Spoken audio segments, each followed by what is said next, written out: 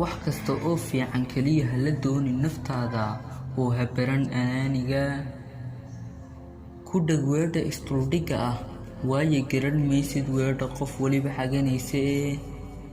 hadiidin waxa uu alle kuu qadaray ee samee dhaqaaq iyo dadaal alla ma khasaariya kuwa dadaala dadaalkooga hamoodin dadka oo dhan wada cadaawe oo yaan lagaaga dhigin uumiyaha mid waliba wada bahalagaleen ogow in dad wanaagsani ay dunida ka buuxaan jeclowkan adiga raba adjooggaaga